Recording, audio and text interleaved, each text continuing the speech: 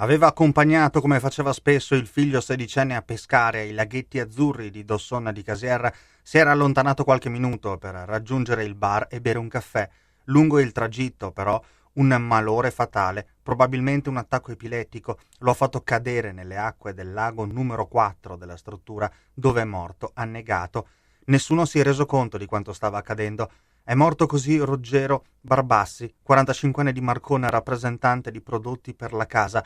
La tragedia si è consumata poco dopo le 16 di giovedì. A dare l'allarme, preoccupato di non aver più visto il padre, è stato il figlio dell'uomo. Subito sono state avviate le ricerche. Sul posto 4 squadre dei Vigili del Fuoco di Treviso e Venezia, il nucleo sommozzatori, la polizia locale ed i carabinieri.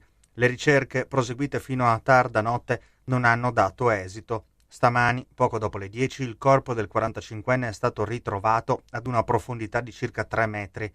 Sul posto è giunto il medico legale per fare maggiore chiarezza sulle cause della morte. Poi sono arrivati parenti ed amici di Ruggero Barbassi, chiamato dagli amici Roger. A bordo del lago in cui è stato ritrovato il suo cadavere è stato sistemato un mazzo di fiori. I proprietari dei laghetti azzurri hanno deciso, in segno di lutto, di tenere chiusa la struttura per 2 giorni.